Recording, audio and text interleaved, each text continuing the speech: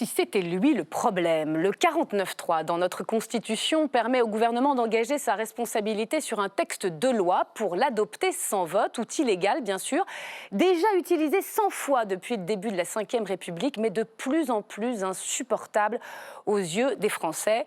En témoignent la colère et même les violences que son déclenchement a provoqué. Bonsoir Jérémy Yordanov. Et bienvenue sur ce plateau. Vous êtes député Europe Écologie Les Verts, vous étiez dans les cortèges contre la réforme des retraites et vous avez déposé une proposition de loi pour supprimer le 49.3 de la Constitution. C'était quelques jours avant son déclenchement, on va y revenir. Et vous avez aussi lancé une pétition qui a recueilli plus de 190 000 signatures à ce jour. Bonsoir Bruno Kettel. Bonsoir. Ravi de vous retrouver sur ce plateau. Vous êtes ancien député La République En Marche de l'Eure dans la précédente législature et vous avez retrouvé votre robe d'avocat aujourd'hui. Bonsoir Christophe Barbier. Bonsoir Meyer. Grand plaisir de vous avoir à nouveau parmi nous, éditorialiste politique à BFM TV et à Franc-Tireur. Enfin, bonsoir Paul Cassia. Bonsoir Myriam. Bienvenue, vous êtes professeur de droit public à l'université Paris 1 Panthéon-Sorbonne. François Gémen, n'hésitez pas à intervenir quand vous le souhaitez. Je sais que cette crise des retraites vous intéresse. On a 4 experts, et puis on a un nouvel expert, et c'est évidemment Stéphane Blakowski. Dans ce débat, il va nous dire pourquoi, au fond, aujourd'hui, il y a un avant et un après 49.3. C'est le chrono de Blacko pour démarrer.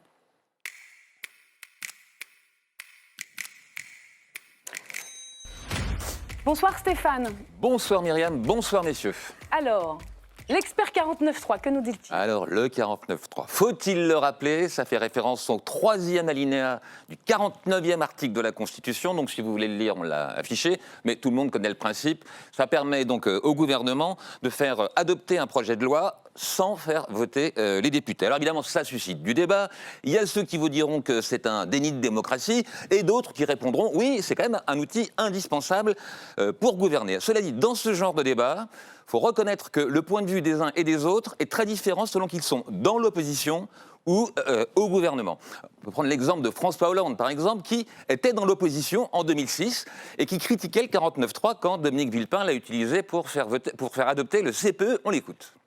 Le 49.3 est une brutalité, le 49.3 est un déni de démocratie, le 49.3 est une manière de freiner, d'empêcher le débat parlementaire. Alors évidemment, ce qui est savoureux dans cet extrait, c'est que 10 ans plus tard, une fois élu président, François Hollande a laissé Emmanuel Valls, qui était son Premier ministre, utiliser à plusieurs reprises le 49.3. Et pour vous dire, comme les revirements sont assez fréquents sur le sujet du 49.3, une fois qu'il eut quitté Matignon, Manuel Valls avait complètement changé d'avis sur le 49.3 quand il se présentait à la primaire de la gauche. On l'écoute. Je proposerais que, hors texte budgétaire, parce que la nation a besoin d'un budget, je proposerais de supprimer purement et simplement le 49.3. Bref, tout ça nous rappelle que ceux qui aujourd'hui sont en opposition et critiquent le 49.3 pourraient très bien être amenés à l'utiliser si ils accédaient au pouvoir. En tout cas, ça s'est déjà vu. Vous venez de le rappeler, l'usage du 49.3 n'est pas si rare, 100 fois déjà utilisé depuis le début de la Ve République. Et on sait que celui qui l'a le plus utilisé, c'est Michel Rocard. Le record est à 28, parce qu'il n'avait pas de majorité absolue, exactement comme Elisabeth Borne. Et d'ailleurs, lorsqu'elle a fait adopter sa réforme des retraites au 49.3, à la tribune, elle a cité Michel Rocard, les mots de Rocard, lorsque lui a fait adopter la CSG au 49.3. On écoute.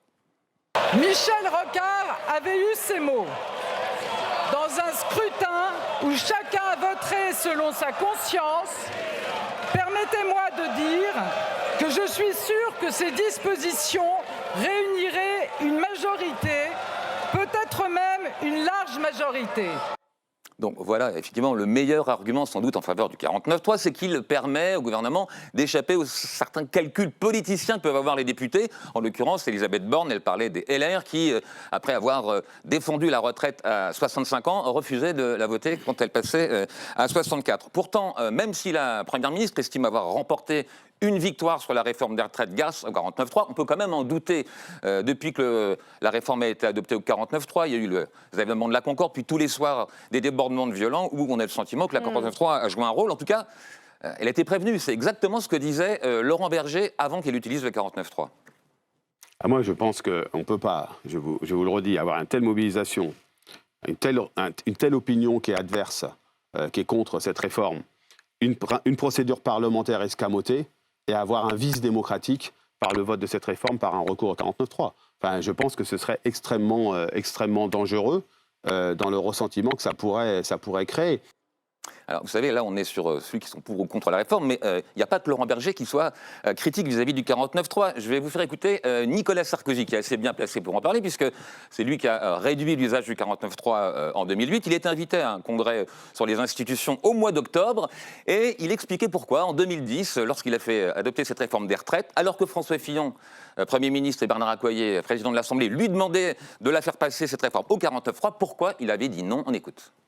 Malgré tout, le débat à l'Assemblée nationale, au Parlement, au Sénat, c'est un peu comme, si vous voulez, la vapeur dans la cocotte minute. Si vous laissez sortir un peu de vapeur, c'est mieux pour ne pas risquer l'explosion. Ah voilà, c'était mieux pour éviter l'explosion. Ben voilà, il paraît que le président Macron parle souvent avec son prédécesseur Nicolas Sarkozy. Peut-être que sur ce sujet, il aurait pu tenir compte des conseils de son prédécesseur. Mais il y a débat. Hein. Merci pour ce billet très complet ce soir. Paul Cassia, je vais commencer avec vous.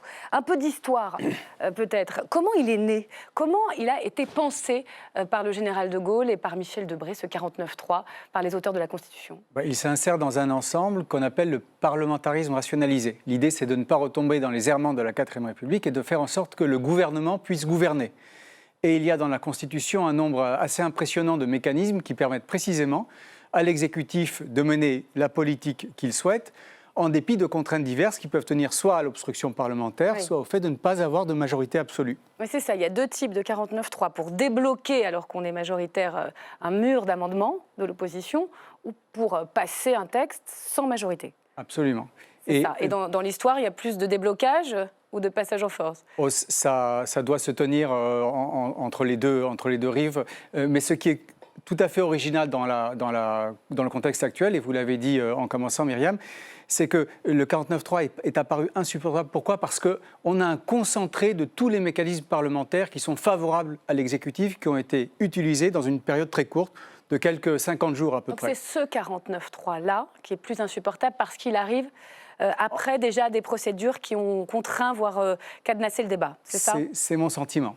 Vous êtes d'accord avec ça, Christophe Barbier? Ce 49.3-là est plus dur à avaler que les autres? Oui, bien sûr, pour deux raisons. D'abord, l'accumulation des procédures. C'est vrai que 47.1, 44.3 au Sénat, 49.3, ça faisait beaucoup. Et pour une raison aussi plus profonde, à mon avis, c'est que le gouvernement, quand même, depuis le 10 janvier, n'a cessé de dire on ne veut pas du 49.3. Bon, il est là, bien sûr, on ne peut pas l'exclure, mais on ne veut pas. Notre volonté, c'est une majorité politique. On discute avec les LR jusqu'au dimanche précédent, où le patron du parti de la majorité présidentielle, Stéphane Séjourné, donne une interview pour dire nous ne voulons pas du 49.3. Et le revirement entre la poire et le fromage, le jeudi midi, avec une première ministre qui arrive en retard parce que le 49.3, en catastrophe dans la panique est utilisé, ça le délégitime. Aux yeux des parlementaires de la majorité qui ont été frustrés, choqués, aux yeux des oppositions et aux yeux de l'opinion. C'est intéressant que vous dites ça, le délégitime, parce qu'on entend la majorité tout le temps dire que c'est un déni de démocratie, c'est faux, c'est dans la Constitution, c'est légal, et donc légitime. Est-ce que cette conséquence du légal au légitime est si évidente? Le légal, c'est la légitimité juridique. Mais une légitimité dans notre vie moderne, c'est plein d'autres choses. C'est la légitimité politique, vos alliés, c'est la légitimité aussi parfois d'époque. Est-ce qu'on va dans le sens de l'histoire ou pas? Très difficile, très subjectif. Après, venir dire que parce que 70% des Français sont contre une réforme, elle ne doit pas être votée, ça c'est autre chose. Oui. Vous basculez dans une démocratie d'opinion, c'est une autre forme de régime. Bruno Questel, en même temps, Nicolas Sarkozy, avant la crise des retraites, il avait déjà limité la réforme constitutionnelle de 2008, c'est 49.3 par session parlementaire. Hors budget. Oui. Et les retraites, c'est du budget. Oui. Ce qui est déjà difficile à comprendre. Ça dit déjà que le président Sarkozy savait que c'était plus possible de l'utiliser et qu'il fallait faire gaffe. Il faut faire attention, effectivement. Puis je crois qu'il y a un écueil supplémentaire dans le sujet de la réforme des retraites actuelle, c'est que nos compatriotes sont beaucoup plus aguerris des questions politiques qu'on ne pourrait le croire. Et tous constatent que les députés ne se sont pas prononcés sur ce texte, finalement. Puisque le débat a été interrompu dans le cadre de l'application du 47.1 en première lecture. Et là, le vote de censure n'est voté que par les députés de l'opposition. Donc les députés de la majorité n'ont même pas eu à faire l'acte de voter la réforme. Ça, c'est la première fois dans l'histoire de la 5e où un texte est adopté par 49.3, mais sans même qu'il y ait eu un seul vote à l'Assemblée nationale. Il y a eu des votes sur quelques articles quand Oui. même, on n'est pas allé très loin à Oui, l'Assemblée. Il y a eu un vote au Sénat quand même. Il y avait une base que d'ailleurs la CMP, la commission mixte paritaire, a reprise. Donc il n'y avait pas rien non plus comme, C'est pas ce que j'ai comme dit. fruit débat. C'est Mais pas ce que j'ai dit, mais Pour les députés, mais- il y avait une frustration. Alors- La souveraineté nationale appartient au peuple qui l'exerce par la voix de ses représentants. Et là, les représentants n'ont pas pu l'exercer. Tout à fait. Et je crois que ça pose aussi un coin dans l'appréhension de l'utilisation du 43. Jérémy Jordanov. Tout le monde a bien compris qu'il n'y avait pas de majorité sur ce texte à l'Assemblée nationale. Et quand je vous entendais dire tout à l'heure, démocratie d'opinion, c'est pas possible. Mais là, c'est que la démocratie n'a pas pu s'exprimer. Alors justement, J'ajoute qu'elle est... ça veut dire quoi? Déni, parce qu'il y a des députés, et non des moindres, comme Charles de Courson, qui est député depuis 30 ans ici à l'Assemblée, qui dit déni de démocratie. Il a dit à la tribune. Laurent Berger, lui, il dit vice démocratique. D'autres disent c'est démocratique. Donc, C'est qu'est-ce pas que vous vous dites? forcément antidémocratique, mais en tout cas, c'est une vision de la démocratie qui est très particulière, qui est très franco-française, qui consiste à dire c'est le président de la République qui a la légitimité et l'Assemblée nationale et le Parlement de manière générale, c'est un peu pénible, ça nous fatigue. Et d'ailleurs, Emmanuel Macron l'a dit dans son interview, il a dit on va faire moins de lois, on va faire des décrets. Je trouve que c'est symptomatique d'une dérive de la Ve République. Et là où il n'a pas compris, c'est que la société française a changé et nous avons besoin de plus de délibération, de plus de démocratie. Je pense, je rejoins l'analyse qui a été faite tout à l'heure sur l'accumulation des 47.1, etc., qui fait qu'à la fin, ce n'est pas acceptable. Je vais ajouter une autre chose, c'est que l'article 49, à son alinéa premier, dit « Le gouvernement engage sa responsabilité devant l'Assemblée nationale ». Elisabeth Borne n'a pas engagé sa responsabilité devant l'Assemblée nationale. Et non. Et donc c'est aussi un objet de ma proposition de loi, c'est pour modifier la Constitution, pour dire le gouvernement doit engager. Dans toutes les démocraties parlementaires, c'est comme ça que ça se passe. Alors là, il faut un vote de compris confiance. ce que vous avez dit. Expliquez-nous, parce Normalement. que si elle avait été censurée, le gouvernement tombait. C'est ça l'équilibre du 49.3. Ça, c'est le 49.3. Mais le 49 alinéa premier, c'est le gouvernement, quand il est mis en place... Elle aurait dû le faire en juin, vous Elle aurait dû le faire en juin. Et en fait, elle aurait dû, à ce moment-là, s'assurer d'avoir une majorité à l'Assemblée nationale. Ça n'a pas été fait. Et là où c'est problématique, c'est que Emmanuel Macron n'a pas été élu sur son programme. Il a été élu. Moi, j'ai appelé à voter pour lui, et j'ai voté pour lui, parce que je voulais battre Marine Le Pen et le Rassemblement national. Donc son mandat, c'est aussi de battre le Rassemblement national. Ce n'est pas forcément de faire son programme. Et donc derrière, s'il ne s'assure pas d'avoir une majorité à l'Assemblée nationale, évidemment, ça va poser un problème dans le déroulé, si vous voulez, de son action politique. Vous, comme député, vous voulez supprimer le 49.3 contre la réforme des retraites ou de la Constitution de façon définitive?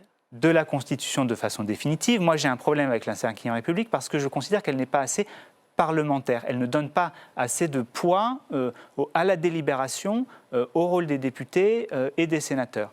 Et donc, il y a plusieurs mécanismes qu'il faudrait changer. Celui-ci, il est assez facile à changer.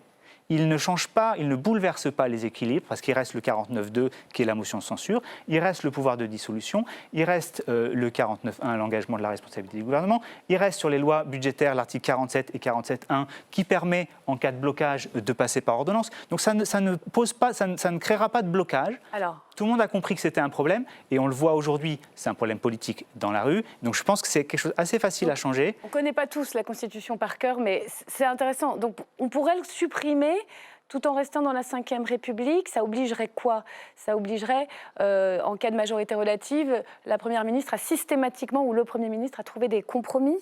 C'est ça? Absolument. Ça serait une arme, disons, l'arme nucléaire du parlementarisme rationalisé qui disparaîtrait de l'arsenal de l'exécutif. D'accord. Donc on ne changerait pas la République. L'arme nucléaire, il faut tout faire pour ne pas s'en servir, mais c'est quand même mieux de la posséder. Voilà. Parce que la 5e, son ADN, c'est quand même l'efficacité, l'efficience par rapport à l'impuissance de la 4e. Donc il faut qu'à un moment donné, l'exécutif puisse avancer, quelle que soit la situation législative. Et donc, autant il faut en encadrer l'usage, c'est déjà fait en grande partie, et surtout éduquer les gouvernants à ne pas considérer le 49.3 comme une banalité, autant je pense qu'il faut le laisser parce qu'on passerait dans une autre république que la 5e, on enlèverait cet ADN de l'efficience. Le 49.3 doit pouvoir rester là. En revanche, il faut en avoir une sorte d'hygiène du 49.3. Si Elisabeth Borne était venue le 10 janvier en disant « Écoutez, cette réforme, c'est une réforme de droite. C'est ce que la droite réclame depuis longtemps. Je demande donc au groupe LR de la voter. Attention !» Si vous me faites défaut, si pour du billard à 12 bandes internes ou des raisons politiciennes, vous ne me rejoignez pas sur ce texte, je prendrai le 49.3. Et De Gaulle m'applaudira depuis sa tombe. On dirait le titre d'un roman de Michel Houellebecq, Hygiène du 49.3. Vous y croyez pas? à ce qu'on pourrait le puisse garder avoir sans une utilisation l'utiliser trop hygiénique du 49.3. Il faudrait le supprimer, à votre avis? Je pense effectivement qu'il y a un gros besoin. Je ne suis pas du tout constitutionnaliste, mais je pense qu'il y a effectivement, dans la Ve République, il y a un poids parfois démesuré qui est donné à l'exécutif, et je pense qu'il y a une nécessité de rééquilibrage des pouvoirs. On l'a dit, on l'a dit d'ailleurs au moment des premiers députés En Marche, on a parlé de députés Godillot, etc. Et quelque part, c'était une sorte d'insulte au rôle du Parlement. Et je pense que c'est l'intérêt d'une démocratie moderne et efficace d'avoir un Parlement qui joue pleinement son rôle, y compris son rôle de contre-pouvoir par rapport à l'exécutif. Alors, le 49.3 est souvent brandi par les gouvernements en disant oui, mais c'est pour faire débloquer les obstructions. Est-ce que vous seriez d'accord pour mettre dans la Constitution que les parlementaires n'ont droit qu'à un amendement chacun par texte, ou 10 ? Voyez, ou à 0 amendement identique pourrait par être la groupe contrepartie. parlementaire. Voilà, parce que l'arme nucléaire du député, Voilà. lui, c'est l'obstruction. Donc voilà. Je suis d'accord que l'obstruction, ça ne fait pas avancer le débat, mais le problème, c'est que quand l'Assemblée nationale n'a aucun pouvoir, qu'est-ce qu'il nous reste ? Il faut se faire entendre d'une manière ou d'une autre. Non, Donc, mais je suis c'est pas pour dire que c'est bien l'obstruction. Moi, c'est pas ma façon de faire, mais je pense qu'il faut, de manière générale, renforcer quand même l'Assemblée nationale. Alors, on va venir à la question institutionnelle et revenir à ce que proposait Emmanuel Macron pendant sa campagne, mais je vous laisse terminer, Bruno Kettel. La Ve République, c'est quand même un équilibre entre une double légitimité qu'on nous apprend en première année de droit. Le suffrage universel pour le président de la République, le suffrage universel pour l'Assemblée nationale, et ça doit s'équilibrer avec des mécanismes, soit de la censure, soit de la dissolution, s'il y a une difficulté. Et tout ça, il faut faire attention à pouvoir préserver une forme d'équilibre, parce que ce que vous préconisez, le retour au parlementarisme type 4e République, pour être clair. Parce que je pense que dans votre esprit... Le début de la 5e République. Je ne vous ai pas interrompu. Et la question de la suppression de l'élection au suffrage universel qui vient du président de la République, si on suit votre cohérence, ça déstabilise tout. Je ne sais pas si notre pays est prêt à faire ça. Et je voudrais juste, pour conclure, ça fait 30 ans que le système institutionnel se délite. 2002, Jacques Chirac, 82%, aucune conséquence. 2005, le référendum, 2 ans après, le traité de Lisbonne. Ça fait, non pas 30 ans, mais 20 ans que les Françaises et les Français considèrent que les politiques ne respectent pas leur voix. Voilà. Donc là, on va y venir. Ça, c'est la question de la représentation. Et de la confiance. Vous connaissez bien cette question. D'ailleurs, je voulais vous poser la question parce que vous-même, pendant la crise des Gilets jaunes, vous étiez député à l'Assemblée. Ça a été très compliqué. Il y a eu des coups de feu devant votre domicile. Ça a été un paroxysme de violence. Avec le recul, qu'est-ce que vous tirez comme enseignement de ce point de rupture, en fait, entre une partie des Français et leurs élus ? Mais le mode d'expression de la défiance est différent. La violence, les réseaux sociaux et autres. Mais la défiance, c'est depuis 20 ans, toujours là, dès le lendemain d'une élection nationale. On prétend contester le résultat des urnes, dès lors on n'y retrouve pas son propre compte. Et je crois qu'il faut aussi faire un gros travail c'est la question citoyenne qu'il faut retravailler. Tout un chacun doit reprendre sa place dans le débat public, donc dans l'association l'expression. du citoyen à la décision. Et aussi pour y trouver son compte en tant que personne électrice électeur qui se considèrent aujourd'hui non respectés. Et c'est ça qu'il faut travailler. On va voir justement, c'est les institutions ou c'est la participation. On va revoir un petit peu avec Thibault Hénoch ce que proposait Emmanuel Macron en 2017, en 2022 sur les institutions.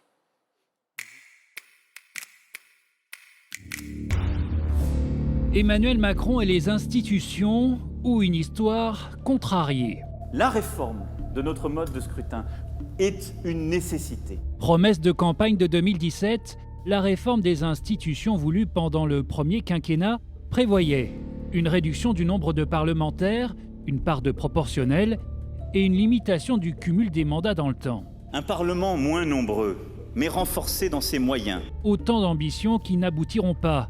L'examen du texte est suspendu en juillet 2018 en raison de l'affaire Benalla. Un nouveau texte plus restreint est à nouveau présenté 1 an plus tard. Il ne sera jamais discuté, faute d'accord politique. Emmanuel Macron n'a pourtant pas dit son dernier mot. Une réforme des institutions reste à son agenda. Depuis le début de l'année, le président consulte. La présidente de l'Assemblée nationale et le président du Sénat ont été reçus pour évoquer le sujet, tout comme Nicolas Sarkozy et François Hollande. Parmi les pistes de cette nouvelle réforme constitutionnelle, 2 idées de départ. La réduction du nombre de parlementaires et la part de proportionnelle sont toujours d'actualité. Le chef de l'État réfléchirait aussi à un passage au septennat non renouvelable, couplé peut-être à des élections législatives de mi-mandat.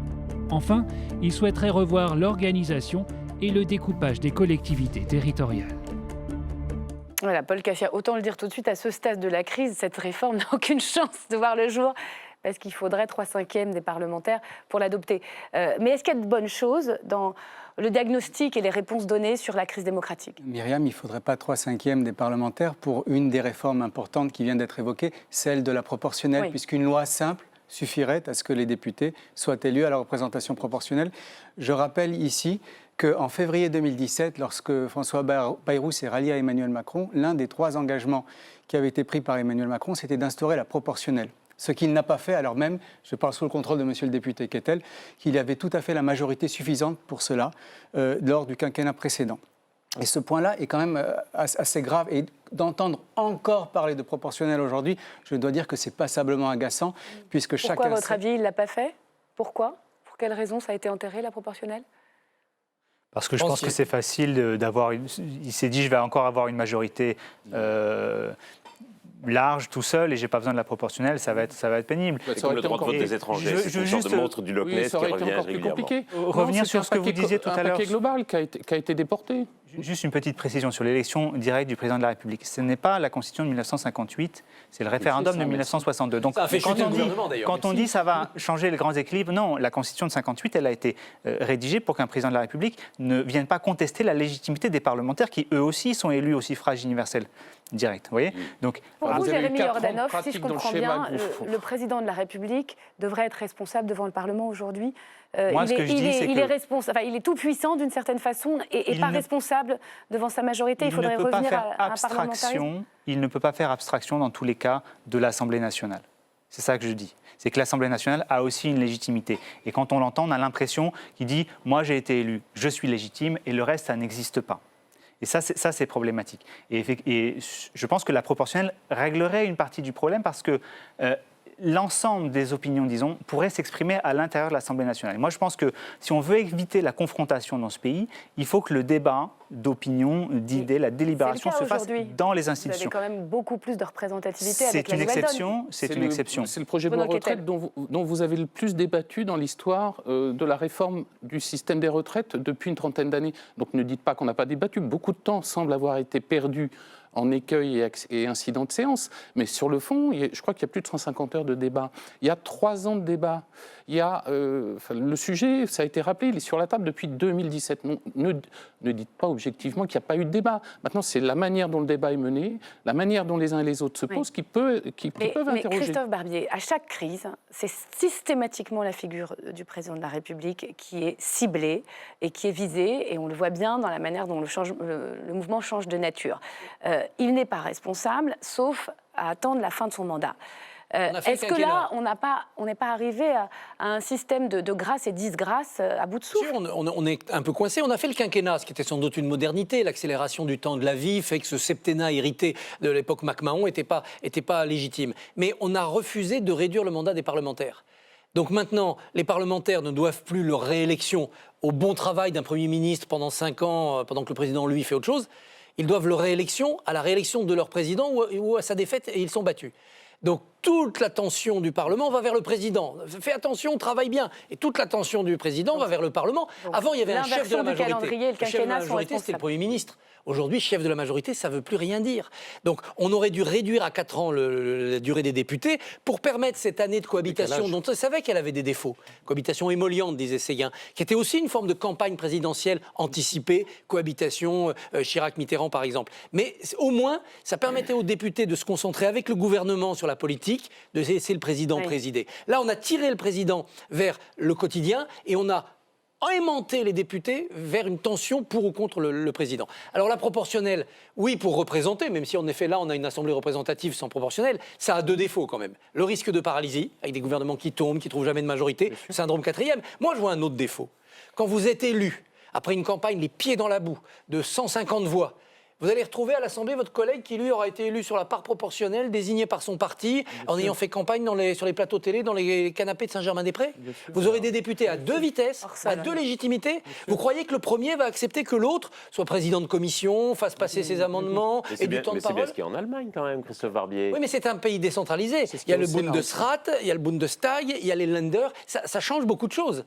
Là, on n'est pas. Donc on dans garde ce la cinquième. Si Alors, je comprends on bien. a ça, nous, avec le Sénat. Sénat émanation des territoires, avec un système de grands électeurs. C'est une forme de légitimité territoriale et Assemblée.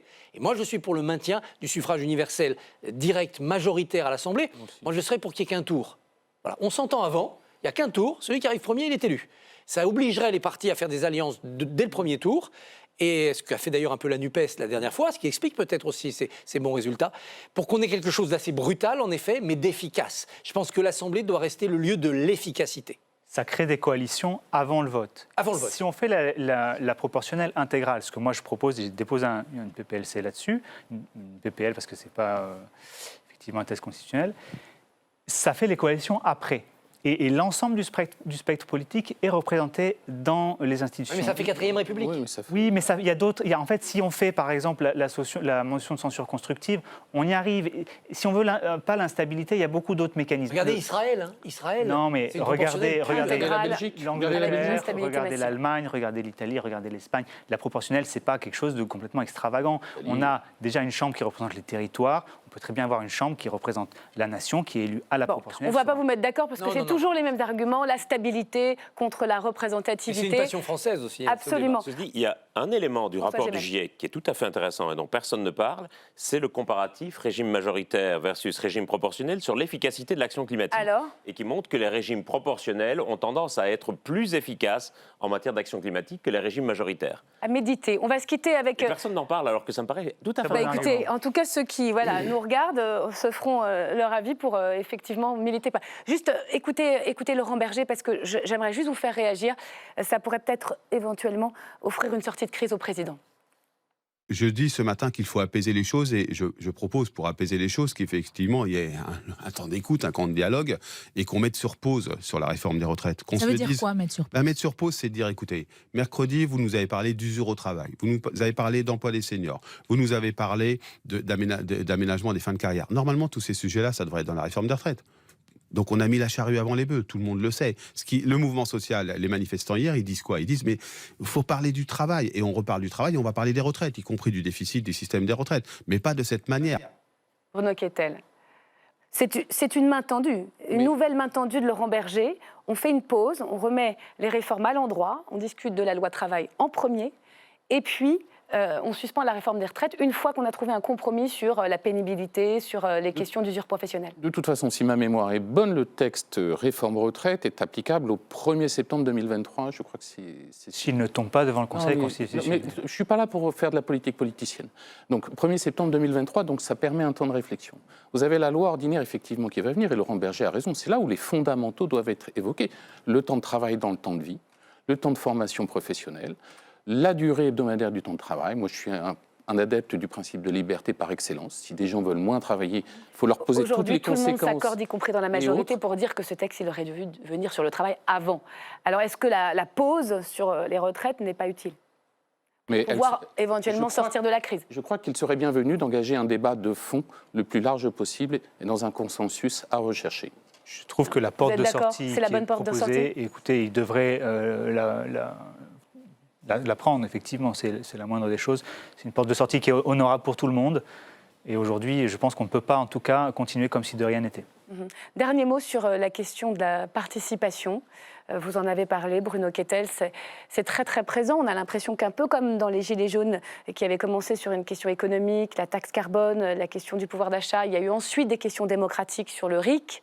Là encore, dans ce mouvement, on entend monter la volonté d'être associé. En tout cas, la question démocratique est centrale. Comment on fait sans faire de gadgets comme la Convention citoyenne ? Comment on remet le citoyen au cœur de la décision ? Je crois qu'il faut absolument réfléchir sur nos institutions qui ne sont plus adaptées à l'esprit actuel.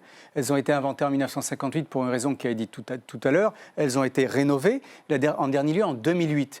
Et le président de la République a proposé de le réformer sans succès. il est temps, je crois, que nous fassions un consensus sur ce qui ne va pas et comment améliorer les choses. Parce qu'effectivement, on ne va pas pouvoir continuer comme ça encore 4 ans et puis peut-être le quinquennat suivant.